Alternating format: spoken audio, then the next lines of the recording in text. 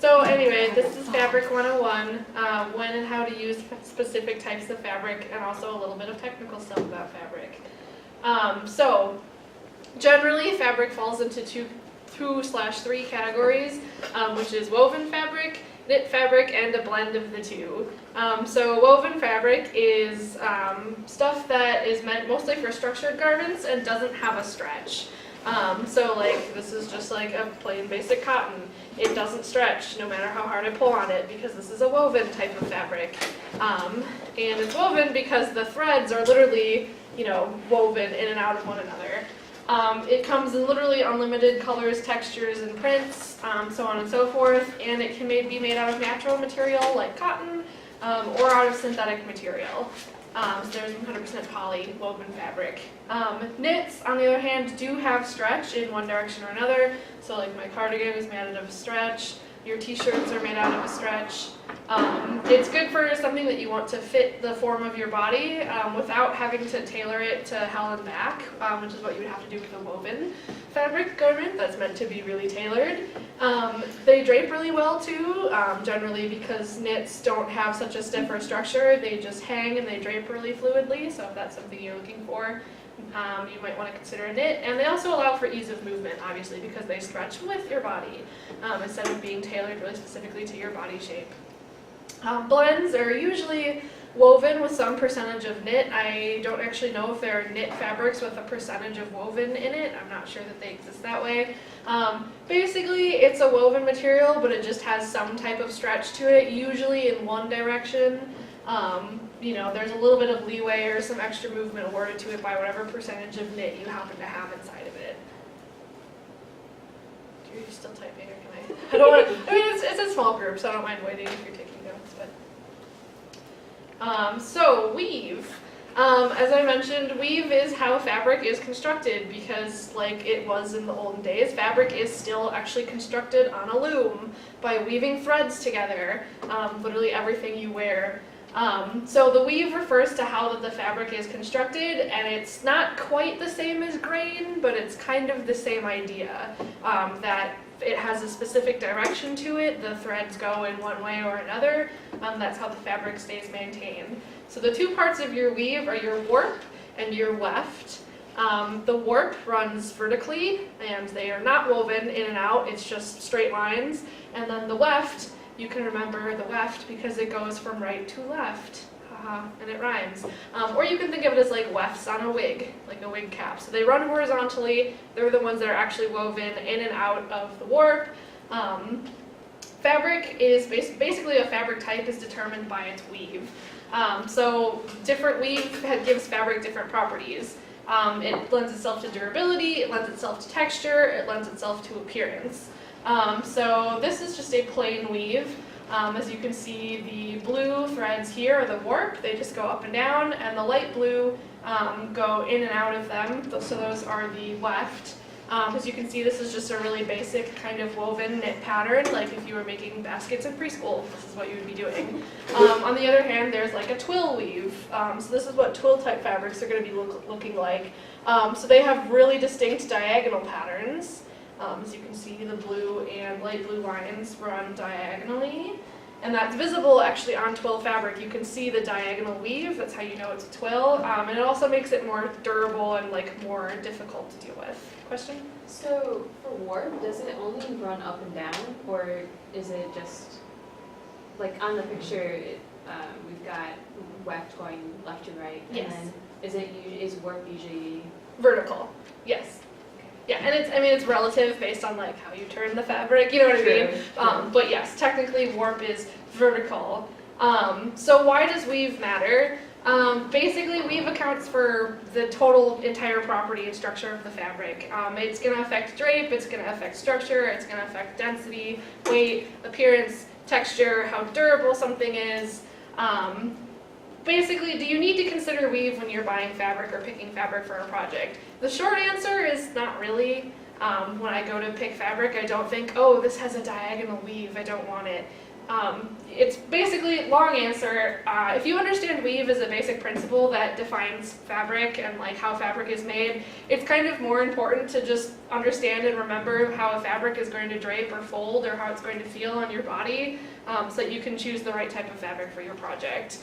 So I'm really picky about texture, so weave, quote unquote, doesn't really matter to me because I'm more interested in how something actually physically feels against my body as opposed to how it looks or how it's constructed.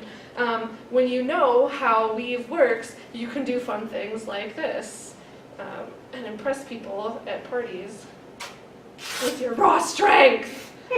Because if you rip along the warp, you can just rip fabric in half with your bare hands. Because it goes up and down. So I will demonstrate it again because it's fun and I feel like a Superman when I do it. It takes a little bit of working at it to get it to go though. This might be too small of a portion.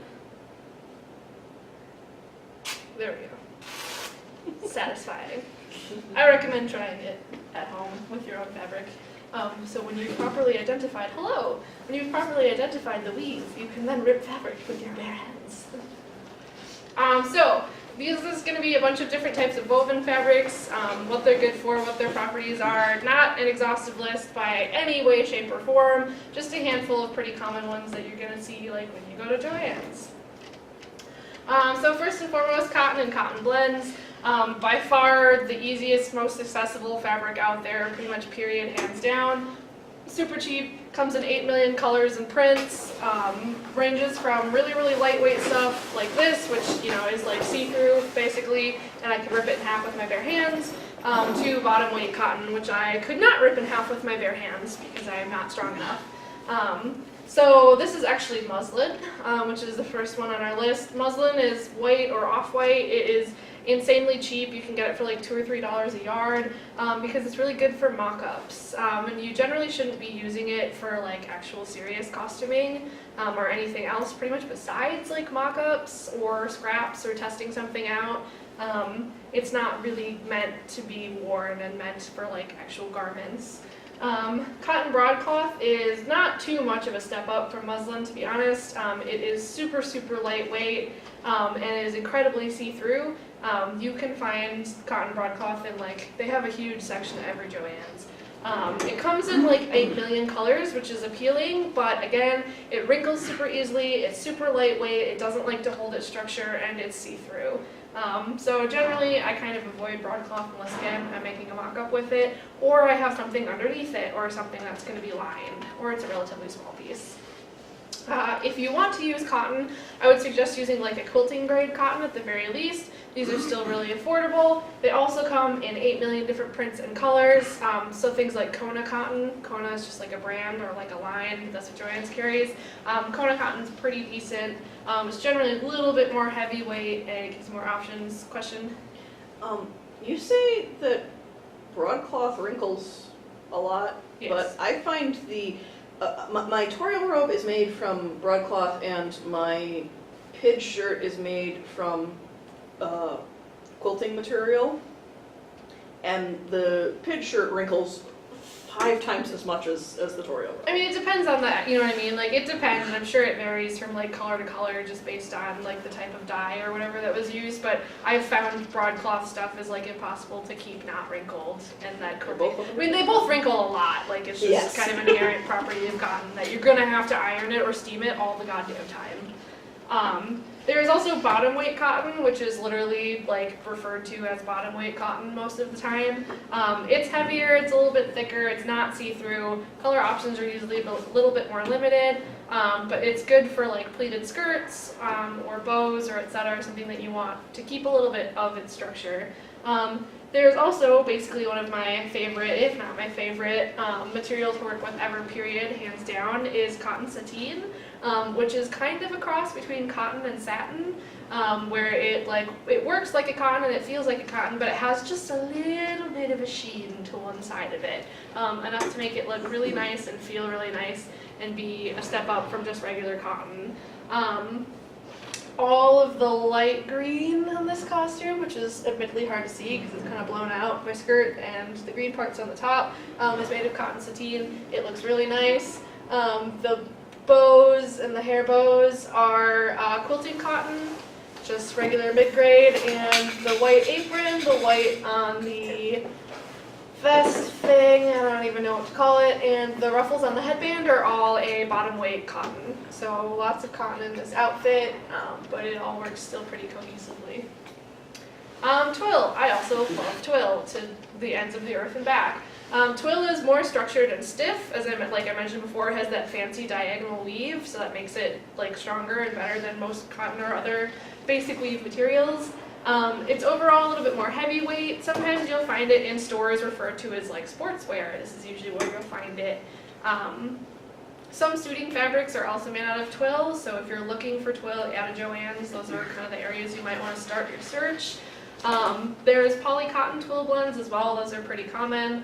They're usually a little bit, they're pretty nice. 100% cotton twill is like the nicest twill you can get, and then the poly cotton blends are kind of the middle, and the 100% polyester blends are kind of the low end, but they all have good uses. You can also find stretch twill blends, which is actually super nice because then you can make fitted garments with structure, but you can still move in them. So it's really good for things like jackets or pants or uniforms, like any type of military styled jacket or uniform, probably twill. Because it holds its shape really well, or bags. So Tier's dress, her leg thingies, and her arm things all made out of twill, and every single jacket you see in this photo is made out of twill. Yes. How much does this material cost? It depends. I have a stretch 100% polyester twill that I'm working with right now that was $6 a yard. But the DGM jackets in this photo, I think it was $9 a yard, 9 or 10. So still in what I consider an affordable range. It's not terrible. And if you avoid the like 100% cotton super high-end stuff, that's usually like $15 or so a yard. So the blends are usually around 8 to 10, and those are just fine. I have a skirt that I made that's a mid-weight twill. It was about $8 a yard, I think. So, not expensive. Denim. Denim is surprisingly not just for blue jeans. Obviously that's what you think of when somebody says denim, but it does come in more colors than blue, believe it or not. It is, however, going to be heavyweight, it's going to be dense, it's going to be thick, it's meant for workwear or things that's going to see a lot of wear and tear, aka like your pants, because your pants touch everything, so they need to be durable, which is why jeans are popular. It also comes in stretch blends, which is why jeans you can walk in them, or like when you first put on a new pair of jeans and they're super stiff and you actually have to like break them in, that's because you're getting the stretch of it to kind of relax and you're easing into them a little bit. Again, good for a variety of different things like pants or jackets or bags. Rose's Bolero, the black and white, is both stretch denim, and it's actually one of my favorite pieces that I've ever made because it works up really, really nicely, and it looks really cool and it feels really cool when you're done with it. So I have worn this jacket just outside of cosplay because I think it's a nice jacket. So Satin, same thing, and silk. Yeah, so satin, the bad stuff is really bad, but the good stuff is really nice. So the really bad stuff is super thin, super cheap, and it's super shiny and nasty and awful. And you can tell it's cheap because you pick it up and you can practically see your face reflected in it. This first version of Weiss was made out of the really nasty cheap shit, and you can see how bright it reflected the camera flash. You know, part of my dress is like blown out, and you can see how shiny it is on my quote-unquote boots, and it's super wrinkly and it puckers and it's ugly. Don't get the cheap stuff, just avoid it. Duchess satin or princess satin is a step up. It's still shiny, but not nearly as shiny. It's a little bit more heavyweight. It doesn't look cheap. It's a lot nicer. If you want to use satin for a project, that's going to be my recommendation. They also make matte satin, which is exactly what it says on the tin. It is satin, but it's not shiny, which is what this version of Weiss was made out of. Her dress is all matte satin. It has a pretty good drape and pretty good flow because it's generally like light to medium weight, so the skirt is really flowy and floofy and it hangs really nicely. Some stretch blends do exist. The silver trim on my jacket and on the dress is actually stretch satin. So it does exist. It gets a little bit more pricey if you want the stretch stuff, but it's out there. And you use satin mostly for formal wear or things like dresses or skirts or scarves, etc. You could make a pair of pants out of it, I guess, if you wanted to, but I don't know why you'd want to be a slippery, slidey pair of pants. There's also silk, which real silk costs hot buck. It's expensive. Really expensive, like $20, $30 a yard just for the cheap stuff, silk. Real silk, 100% silk, not knockoffs or various different versions. Silk is beautiful. It's expensive for a reason. People killed each other in the past over it for a reason. It usually has a texture to it. It's pretty lightweight, it drapes beautifully, it's soft, it's slinky, it looks gorgeous. Again, it's expensive for a reason. Really good for dresses and scarves and skirts.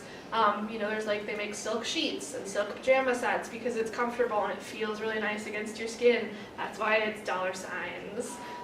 So I've never worked with actual raw, real silk before in my life because I'm a college student. I don't have that kind of budget, but someday. Maybe. So taffeta tulle, organza, and chiffon. So taffeta is super dense, and it has a super, super tight weave, which people don't necessarily expect until you try to sew it, and then you can actually break regular lightweight needles trying to sew through taffeta. It is that densely woven. You actually need special super duper sharp needles to be able to appropriately sew with taffeta. It's usually not heavy, which is again why it surprises people that you need like a special sharp needle to get through it. It's used very widely in formal wear. It comes in two-tone varieties, like this is both red and purple, depending on the way that you hold it up to the light. So taffeta is really pretty for that reason because it has color shift. And it comes in stretch varieties as well. You can get stretch taffeta. It's not terribly expensive, which is nice, and like I mentioned, it's used super widely in formal wear. Lots of prom dresses have taffeta in them. Tulle, or just generic netting. I think everybody's pretty familiar with tulle. It ranges from the super, super cheap, really stiff stuff that you can get for like $1.50 a yard, to actually bridal quality tulle, which is more expensive, but is soft, it doesn't feel itchy and gross against your skin, it actually has drape, and it doesn't just stick out. I have used bridal quality tulle before, it's pretty nice. It's obviously extremely lightweight because it's, there's holes in the fabric by definition, it's netting. But it's really, really good for adding structure underneath things and not necessarily making garments itself out of it. So tutus, petticoats, etc. Organza is also similar to tulle. It comes in really, really stiff varieties as well, where if you want like a super crazy structured petticoat, you might want to look into getting organza for that. But it does come in softer varieties as well that drape, also like tulle. And then there's chiffon. I love chiffon. It's super lightweight, it's usually transparent, kind of gauzy looking. It drapes beautifully, and it is comes in dozens of different colors. If you think of like a long, flowy, kind of fluffy prom dress, it's probably chiffon on the outer layer because it just poofs and it drapes. So it's not the best picture to show off, but the train of my skirt was layers of chiffon and tulle. So it draped and it dragged behind me really nicely. The poofs on the chest are also a mixture of chiffon and tulle. So they stay poofy, but they're not too poofy. And again, chiffon's really good for formal wear or things like light shirts or skirts or dresses. But again, it is see-through and transparent. So you will have to put a lining into it or wear something underneath it. Or don't wear something underneath it if that's the look that you're going for. Maybe you want to look fresh when you're going out to the club, but you want to stay cool. Chiffon. So, vinyl and pleather, Linda's favorite materials. Vinyl and pleather are both really good alternatives to real leather. They are way more cost effective than real leather. Real leather is expensive. It's more ethical, if that's something that is important to you, that it's not a real animal product. Vinyl and pleather are both 100% synthetic, and they come in a bunch of different colors, textures, and patterns as well, more so than regular leather is going to. They're not actually terrible to sew in comparison to real leather. You're going to need less specialized tools to work with one of these than you would with actual leather, which requires like leather working needles and special thread and special tools and so on and so forth. Whereas you can sew vinyl or pleather with just a heavy duty needle and a Teflon foot on a regular machine and you will be totally good to go. It's usually pretty heavy stuff and pretty dense because it's used widely in like upholstery. So like car seats is vinyl or pleather, or bags or jackets like fake leather jackets. Comes in metallic colors as well, which is a big draw, and like true metallic colors and not just, oh, this is kind of a golden shade of yellow. No, it's actually like gold and shiny. And it's really sturdy and it holds its structure well. So it's great for accessories. So all of these pouches are made out of vinyl, and there's nothing in them. They hold their little square shape on their own, simply by the structure of the pattern. They're also really good for that cool guy aesthetic. Leather jackets make everybody look 10 times cooler, just because. Or even I like using vinyl as accents or trim, because again, it just really makes stuff pop. As we talked about during the bodysuit workshop a couple of weeks ago, there are stretch varieties of both of these things that you can make really cool looking bodysuits out of. And you can also make gloves, you can make accessories, you can make anything you want out of stretch vinyl or pleather, essentially because it stretches with your body. Yes, Linda's giving me the side eye hard right now. It's okay. So on Judy, all of the gold is vinyl. So the trim on that jacket, the stuff on the corset, the stuff on the hip flap thing, all of that is vinyl. And it looks pretty nice because it pops. It's all shiny and it has a good texture against the rest of the costume. And then linen. So real linen is 100% natural. I think it's cotton based, but don't quote me on that one just in case I'm wrong. And I say real linen because there are a lot of linen blends that aren't 100% natural, and those are a little bit cheaper. And the real linen is a little bit more expensive, but it's not terrible even. Linen has a really nice texture to it. It has like a really visible grain and visible weave to it because it is like a supernatural type material. But it wrinkles if you look at it funny. Linen is really well known for like if you sneeze, your shirt's gonna wrinkle. If you look at it, it's gonna wrinkle. If you put it away in your closet after ironing it, it's gonna wrinkle. So be prepared to iron and or steam your linen items all the time. And they use linen obviously for like, the linen closet because linen was used widely for things like napkins and tablecloths and etc. But it's also really good for clothing because it's super, super, super breathable and really light. So if you're making a cosplay for like a summer convention or something that you're going to be wearing when it's like 100 degrees and sunny out, linen will breathe really nicely and you will not overheat and die.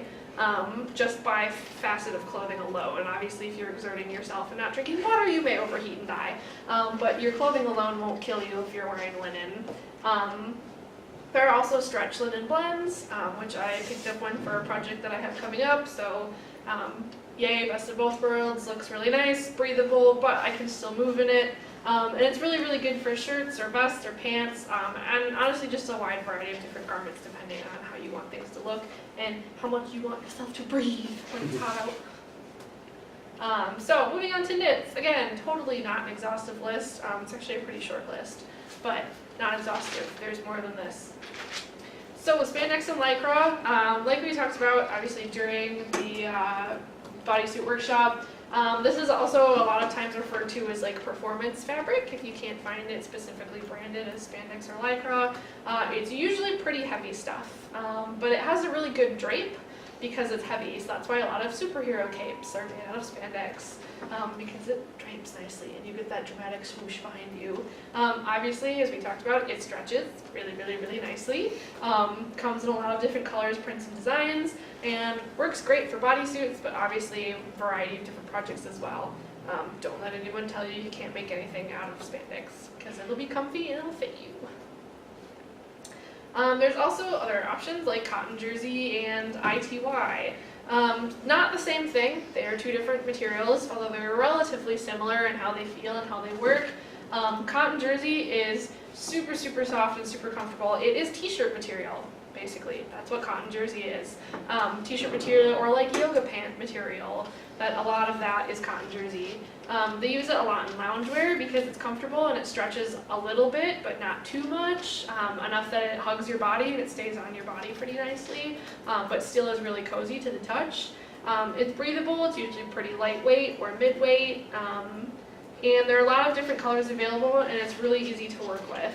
ITY, which stands for interlocking something yarn. I can't remember what the T stands for. Interlocking twisted yarn, I believe, because it's not actually woven, it's like strands of twisted interlocked yarn. Hooray! Fabric construction is wild. It is also really comfy, really cozy, good stretchy material. A lot of just like stretchy blouses or a lot of like, if you buy something commercially that's stretchy and just like a kind of a regular t-shirt, it's probably one of these two things. Both of them are really affordable, really cheap options, and again, like ridiculously comfy. I made a dress out of cotton jersey last year and I love wearing it because it's comfortable as hell. Whoops. Fleece. So fleece isn't always stretchy necessarily. If you have like a square of fleece, you can't like stretch it up to twice itself and it won't bounce back. But fleece does have a little bit of give to it, just kind of naturally. Obviously, super comfy, super cozy, really easy to work with, really, really cheap. Joann's puts it on sale for like $2 a yard, at least twice a year. So wait for it to go on sale for redonkulously cheap. It's super heavyweight, so it's going to be comfortable and it's going to keep you warm. Obviously, great for things like kigus or sweaters, sweatshirts, pajamas, loungewear, accessories, because it holds its shape pretty well. Who doesn't love fleece? I love fleece. I own a lot of fleece items because I get cold all the time. Fleece is wonderful. So, practical application part of what to use when. So how do you go about choosing fabrics for cosplay? These aren't necessarily rules that you strictly 100% need to stick to. You can definitely break these if you find something that you really like, and you may just have to do a little bit more work to get it to work for what you want it for. So for example, if you wanted to make like hair bows, I would suggest a woven fabric because it's going to hold the structure and the shape of a bow on its own without requiring any extra steps. But if you find that perfect color or that perfect print for your hair bows in a spandex, there's no reason that you can't make it out of spandex, but you might have to put interfacing into it to get it to hold its shape, or there might be other extra steps involved. Rule of thumb is if you need structure, pick a woven fabric, and if you need mobility, pick a knit fabric. So again, rule of thumb definitely can be broken, and it's going to depend on a costume to costume or garment to garment basis. However, mixing and matching different types of fabric and different textures will make your outfit look more visually interesting. There's no reason you can't make your costume head to toe out of cotton, but visually and physically, it's more interesting when you add in different elements to break up that design. This is, I'm sure, a design principle. I don't know how to describe design, but I'm sure it's a thing. Again, there's no real rule when it comes to fabric selection, but there are things to consider like, when am I going to be wearing this? In the winter or in the summer? You don't want to make a fleece costume to wear in the summer, and you probably don't want to be wearing nothing but linen in the winter. So that's that. How heavy is this costume going to be? You know, you could make a twill jumpsuit, but just remember it's going to be heavier than like a lightweight stretch jumpsuit, perhaps. Also, it's going to move differently. How much money do you want to spend? Obviously, is going to be an important factor. And how does this feel against my skin? Like I said, I'm picky on texture, so if I don't like how something physically feels, I won't work with it. That's not obviously an issue with everybody, but that's maybe something you want to take into consideration, and so on and so forth. There's a variety of different personal factors that you might want to consider as well, the least of which, you know, may or may not be on this list. So, For example, coats, jackets, or other outer garments that are really structured, things like twill or denim or bottom weight cotton, vinyl or pleather, probably going to be the better choices. Again, these are not rules, these are suggestions. If you're making like a pleated skirt or a school uniform, cotton or cotton sateen, great. Maybe even a lightweight twill, also great. If you're making formal wear, if you're making a big dress or a small dress or a skirt, satin or silk, taffeta, maybe you have tulle in there, organza or chiffon, any of those would work really, really well for formal wear. If you're making something cozy like a t-shirt or a sweater or leggings, cotton jersey or ITY, spandex, fleece, all of those are really good options as well. If you're making something loose and kind of flowy as like a shirt, linen or lightweight cotton or polycotton blend, you could even use silk or satin if you wanted, depending on how loose and how flowy you want something to look. If you're making pants that are meant to be fitted with like a zipper or buttons, denim, obviously, blue jeans, it's an industry. You can use twill for that, you can use bottom weight cotton, let your imagination run wild. And if you want anything with a lot of flounce or bounce or like twirling properties is always a good way to think of it too. If you want to be able to do a princess twirl in a skirt, satin or silk are really good options. Even knits like cotton jersey or ITY or cotton or satin knit as well will give you just enough bounce to be able to do a nice twirl, and it'll flare out and you will look like a real princess. So again, these are all costumes that I showed before already, but this is just kind of showing how mixing and matching things works. So rows is like 8 different things. I'm not going to use the mouse because then this thing pops up and it gets annoying. So all of the light red is cotton sateen. All of the dark red on the side is an ITY knit actually, so I could move in that dress. Without like moving too hard and then ripping the cotton sateen. All of the yellow piping on the dress is actually satin that I had left over from a different project because again, visually interesting.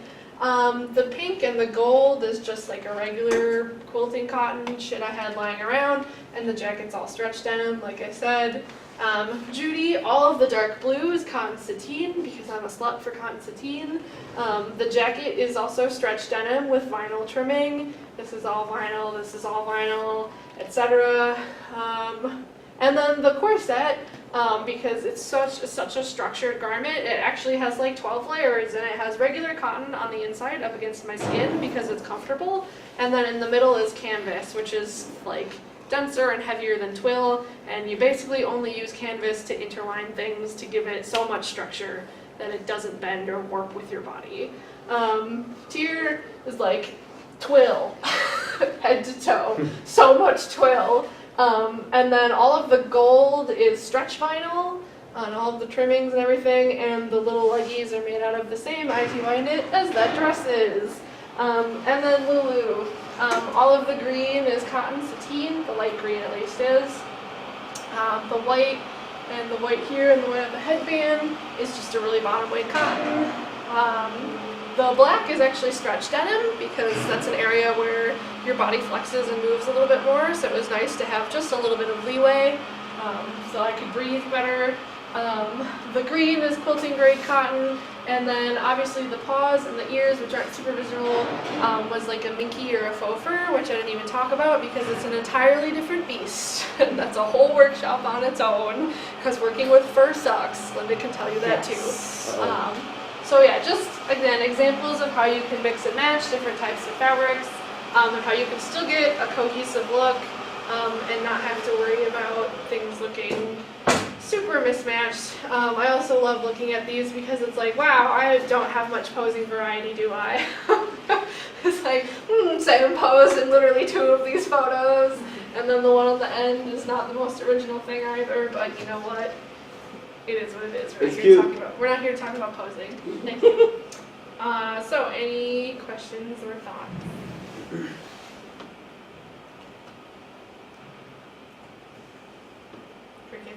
Yes. What's the easiest material to work with for making a coat? I like twill. I'm a sucker for twill. It doesn't need a ton of finishing because it doesn't always fray super badly either, which is really important to me because I'm one of those people that gets really bothered by having like stray threads coming off on the inside of my costume all the time.